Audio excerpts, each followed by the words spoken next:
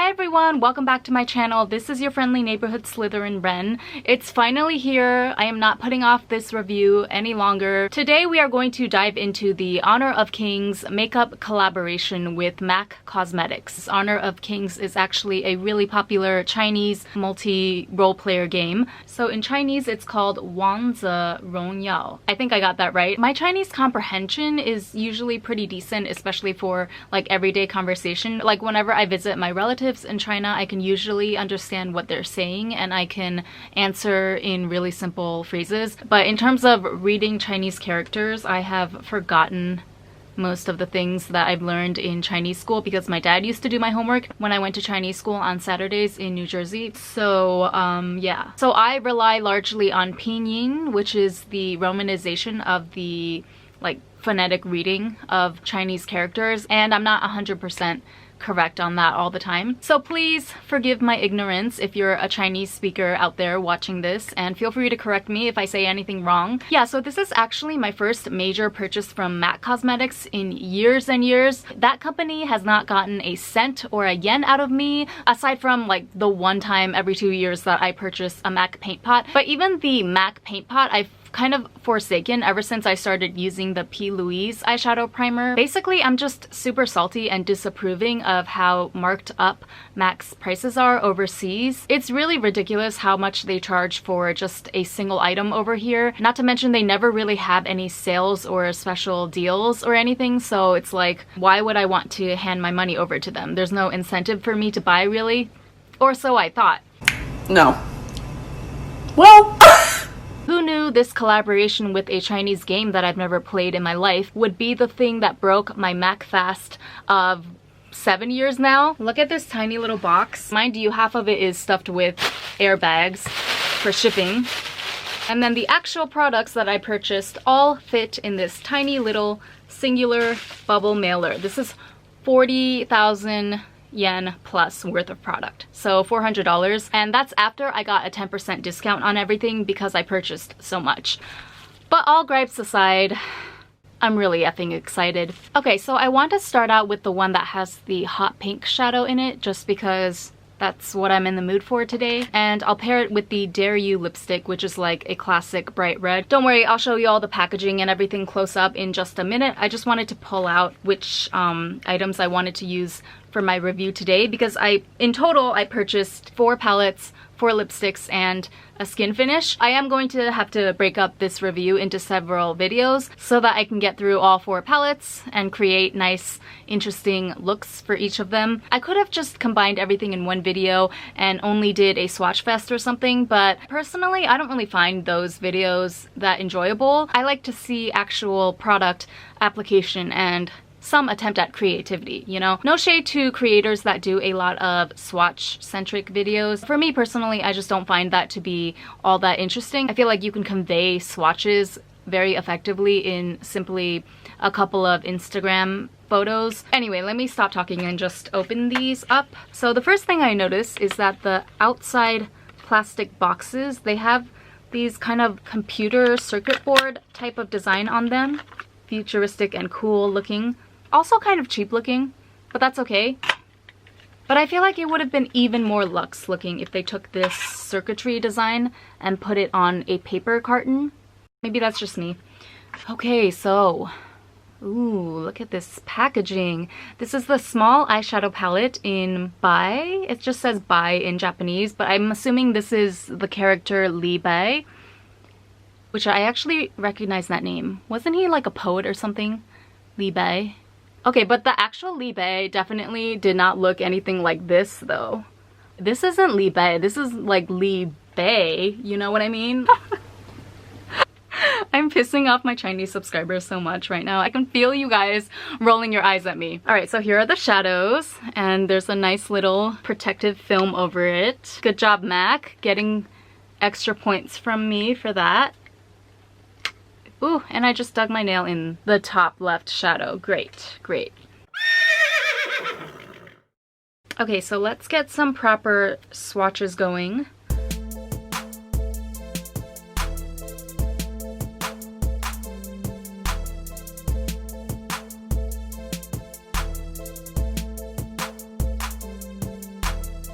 So there they are on my arm.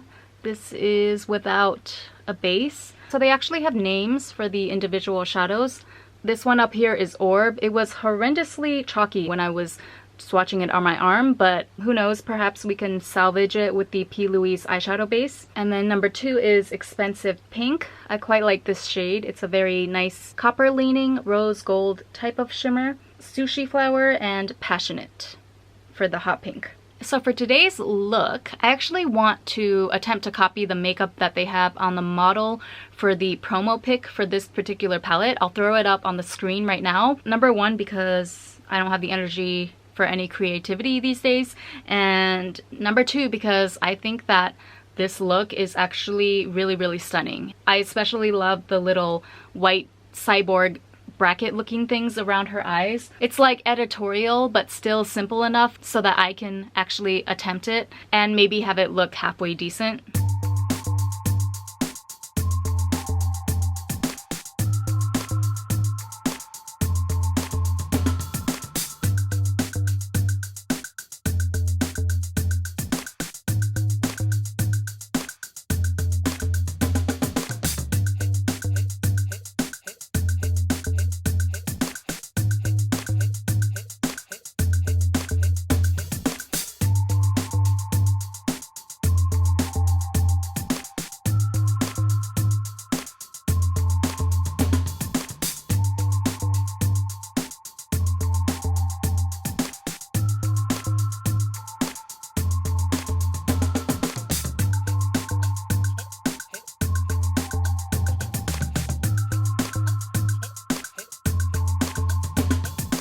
Eyelashes, eyeliner, mascara, all of that is on.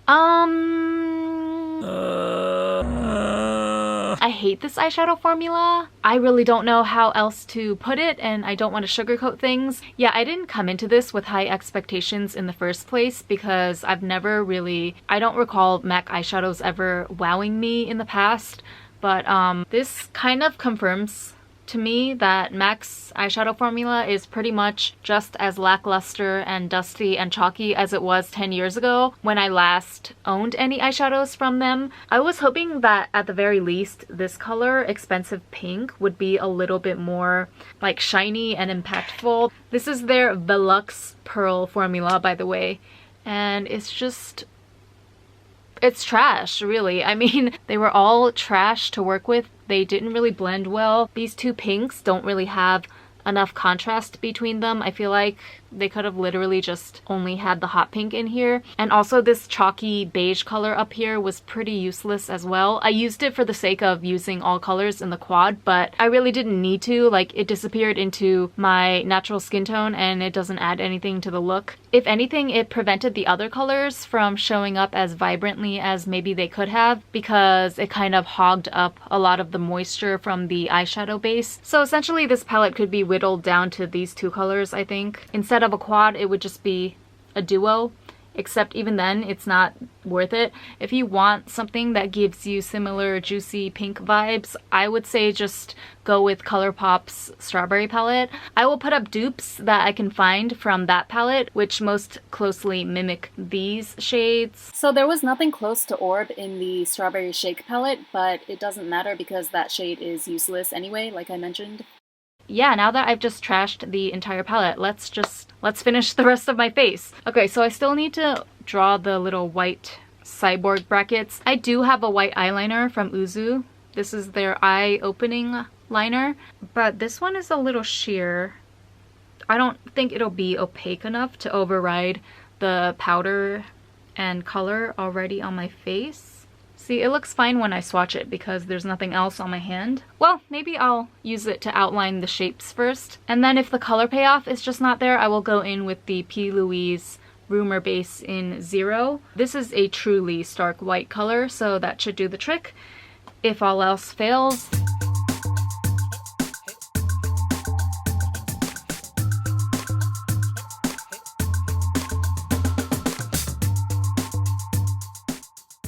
okay, you know what actually sucks? Not the eyeliner formula, but this felt tipped brush.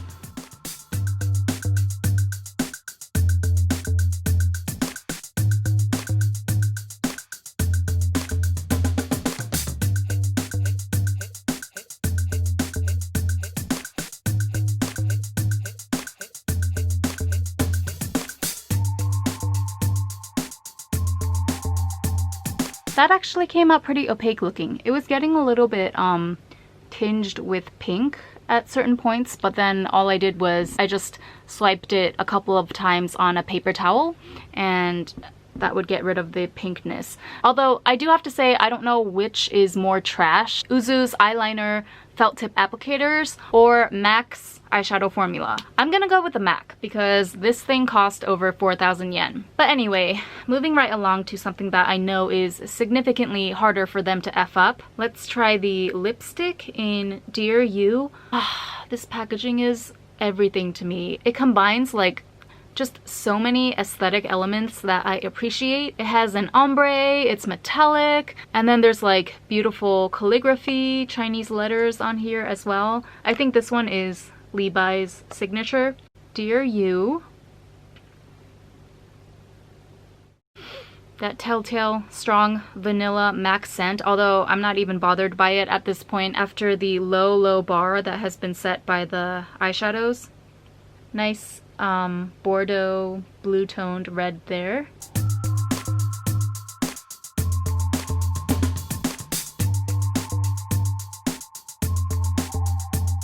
Alright, so the lipstick is cute, you know, it does what a lipstick does. Very heavy and thick though, both in scent and texture. Pretty much how MAC's lipstick formula has been ever since the brand's inception. Yeah, this whole collection is definitely not reigniting my love for MAC as a brand whatsoever. I'm still happy about collecting all of the items just from a packaging standpoint, but that's pretty much the one and only reason that I decided to get this collection, so I want to make that very clear. I like stuff. I just want to make that very clear. Finally, we are down to the last item. The MAC Extra Dimension Skin Finish in Double Gleam. Now, I don't think the Double Gleam shade is limited edition. It's more just the packaging. Also, I could be imagining things, but this looks slightly smaller than most of their regular skin finishes. Let me look it up. So the regular skin finish is 9 grams. And this one is, it doesn't say. Anyway, just do the damn swatch, Ren. So here's the little pan. I do love this logo printed pattern in there. This is always the most painful part, messing it up. Okay, nice. Very sparkly, very gold. And not so sparkly once you swatch it against the skin. But let's give it a fair shot.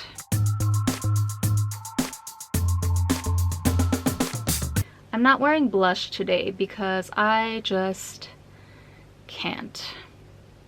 Okay, you know what? I like this skin finish. It's not Cyborg Gleam level of a highlight, but it's definitely noticeable. Because of that, I feel like it's something I can get daily use out of, which is great because this was so freaking overpriced. It's worth it though, for that packaging. For me at least.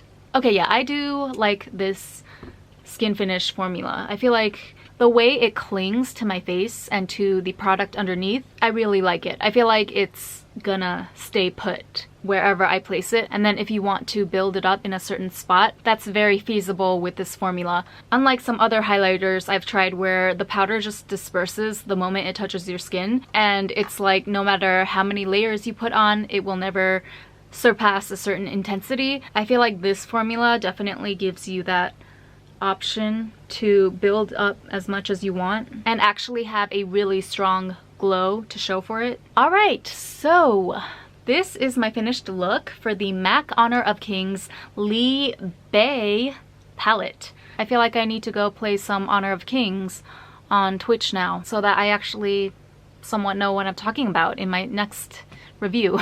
Actually, you know what? Let's educate ourselves now on Honor of Kings.王者荣耀. Officially known in English as Honor of Kings, variably known in English unofficial translations as Kings of Glory. I think I like Honor of Kings better because it has that Google Translate vibe to it.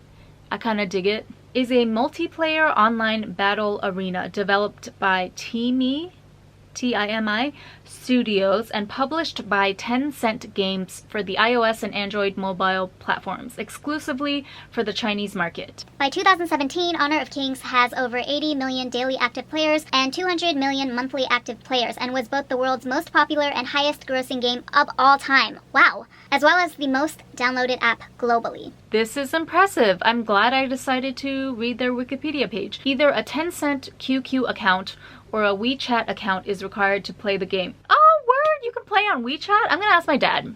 Okay, I'm gonna ask my dad to play with me. This is like Li Bei, you know what I mean? 今朝有酒今朝醉